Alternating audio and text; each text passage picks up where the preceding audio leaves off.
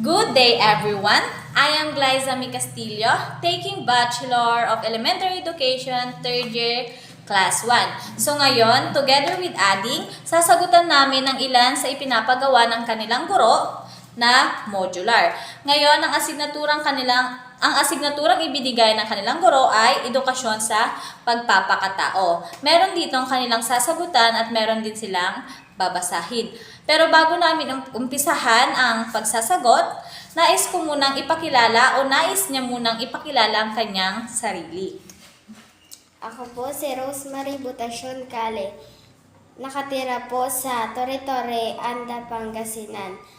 At ako po ay ika-4 na baitang. Ayan, napakahusay. Si Rosemary ay grade 4 na at nag-aaral siya sa Torre-Torre Elementary School na kung saan doon din ako graduate ng elementary. So, Ading, bago natin umpisahan, alam mo ba, meron akong kunting sharing sa'yo. Kaya ako ginusto ang pagiging guro o nag-aral ako ng kumuha ng kursong maging guro kasi dati nung bata ako katulad mo, iniidolo ko yung tita ko. Yung tita ko kasi ay grade 4 student din. So, ay grade 4 teacher. So, sabi ko sa kanya dati, tita, magiging teacher din ako soon kasi gusto ko na maging katulad niya. At syempre, meron na din akong guide na turuan din ako that time. Then, nung nagkaroon na ako ng baby, nagsikap akong maging isang guro o sinisikap ko ngayon para as long as maging teacher ako soon, hindi lang ibang bata yung matuturuan ko, kundi matuturuan at malidisiplina ko din yung sariling anak ko. Tapos, Ading, lagi mong tatandaan na dapat sa pag-aaral, dapat kang maging masipag, masikap at matyaga kasi yan lang ang tanging ipapamana sa atin ng mga magulang natin na kahit sino man ay hindi nila yan makukuha. Natatandaan mo? Naiintindihan mo? Lagi mong tatandaan yan kasi yun din yung pinamana ng mama ko na magsikap kayo, magtapos kayo kasi yan lang yung magiging kayamanan nyo na maibibigay namin, yan lang yung magsisilbing kayamanan nyo in the future. So, mag-umpisa na tayo. So, ito ata yung sasagutan nyo, di ba? Yung subukin. Ayan. Sabi niya, isulat sa patlang ang salitang tama kung ang pahayag ay tama o mali, o tama at mali naman kung hindi ito wasto. So, number 1, nakikinig ako ng musika sa mahinang tunog lamang. Tama ba yun o mali? Tama ba yun o mali? Tama po. Tama. Sige, sulat mo.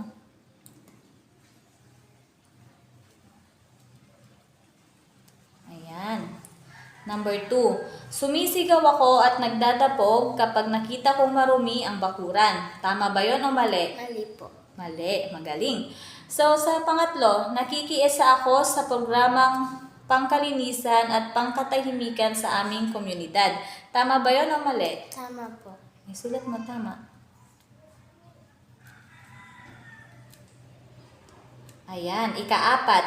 Nagaganyak akong tumulong sa pagwawalis ng bakuran sa kapitbahay. Tama ba yun, mali? Tama po. Tama, magaling. At ang panglima, hinahayaan ko ang mga kalat sa daan. Bilang isang estudyante o mag-aaral, tama ba yun o mali? Mali po. Anong dapat gawin? Kailangan pong kapag po may nakita kang plastic sa daan, pulutin mo na. Ayan, mahusay. Dapat i-apply mo yan sa pag may nakita ka sa daan mamaya. Okay. So, itong susunod, piliin at isulat sa patlang ang titik ng tamang sagot sa bawat sitwasyon. So, number 1, dito. Alin sa sumusunod na sitwasyon ang nagpapakita ng pagpapanatili ng katahimikan sa pamayanan? So, A, walang habas ang pagpalahaw sa lansangan. Anong sagot doon? Hindi po. Ayan. Then, yung next is yung balikan. Ito.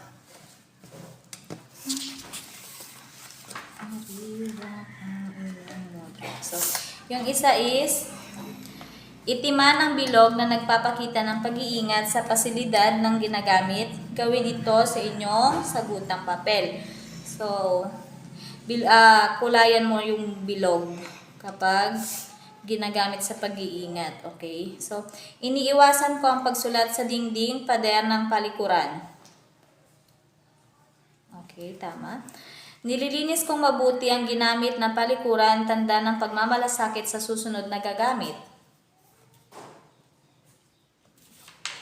Next, ibinabalik ko ng maayos at sa takdang oras ang kalat sa silid-aralan.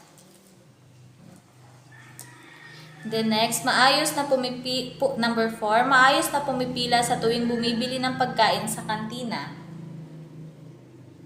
Ayan. At ang panghuli, pinipitas ko ang magagandang dahon at maging ang rare na bulak bilang souvenir mula sa binibisita kong mga pasyalan at iwasan. Ayan. So, tama. Ngayon, basahin ng tula. Basahin mo nga itong tula, Rosemary.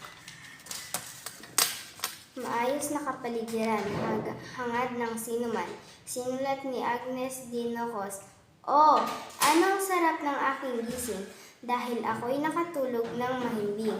Tila mga kapitbahay at kasama sa bahay, kagabi tahimik, di gumawa ng ingay. Sarap lang hapin, sariwang hangin mula sa hardin, malinis, maaliwalas at maayos, kapaligirang likas at handog ng Diyos. Patuloy tayong magkaisa at magtulungan, panatilihing tahimik, malinis at kaaya-ayang kapaligiran. Hindi lang pansarili kundi pandaigdigang tagumpay ang makakamtan ng ating buhay. Salamat kapamilya at kapwa ko. Salamat sa pakikiisa ninyo. Ating ipagpatuloy pagiging disiplinado. Palaging isa-isip ang mabuting pakikipagkapwa-tao.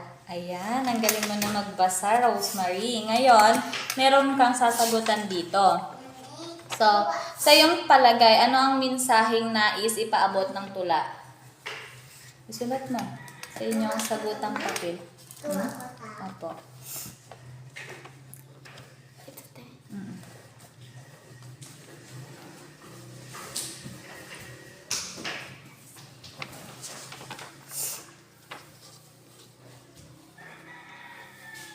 Ayan, sagutan mo siya.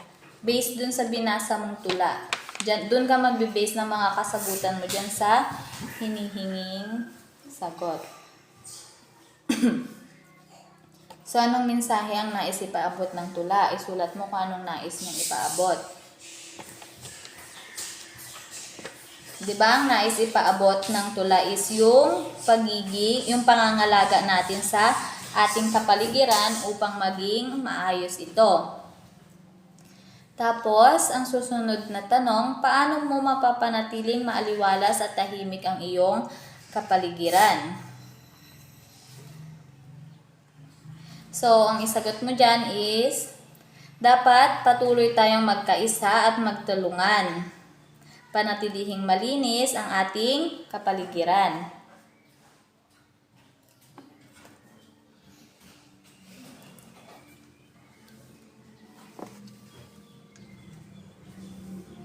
Then, susunod na tanong, ano ang kahalagahan ng pagpapanatiling malinis, tahimik at maayos ng iyong kapaligiran? Sa iyong palagay, ano yung magandang dulot o kahalagahan ng malinis na kapaligiran bilang mag-aaral? Ano yung mararamdaman mo kapag malinis yung kapaligiran mo, maayos, ganon? Di ba masayang tingnan, ganon? Walang nakakalat, maaliwalas, maganda sa mata. Then, ang panghuli, paano mo pangungunahan ang pagpapanatili ng katahimikan, kalinisan ng iyong lugar o paaralan?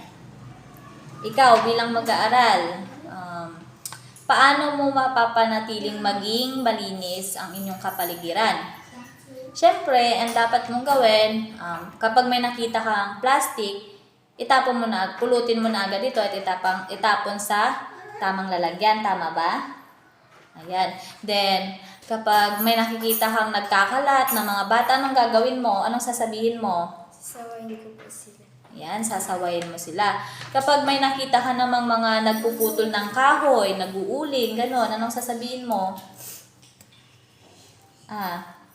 Sabihin ko po sa kanila na huwag po nilang putulin ng mga kahoy kasi po ito ay nakakasama sa ating kapaligiran. Ayan, tama. Pag may nakita kang ganon, huwag nilang gawin. O kaya, kung nagputol sila ng kahoy, dapat magtanim ulit sila ng panibago para may kapalit yung pinutol nilang kahoy. Naintindihan mo ba?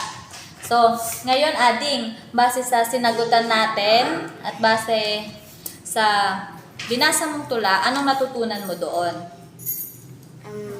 Dapat po, huwag po magkalat kung saan-saan po. Ayan, huwag magkalat kung saan-saan. So, anong gagawin mo para maiwasan yung makalat na kapaligiran? Ganon. Makikiisa po ako sa ano po, isang programa po. Ayan, makikiisa ka sa isang programa.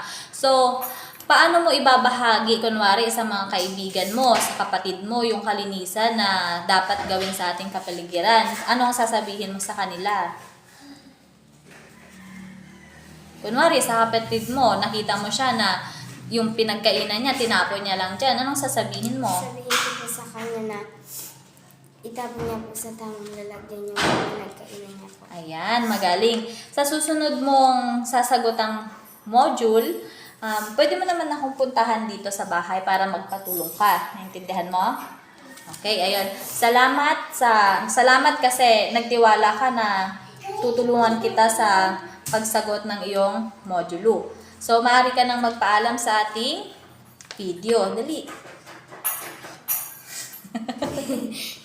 So, ayun lang po.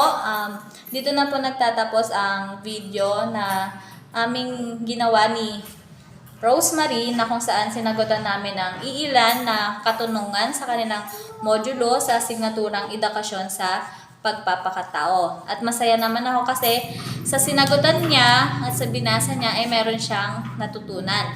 At I hope na i-apply niya talaga yon paglabas namin dito. So, yun lang po.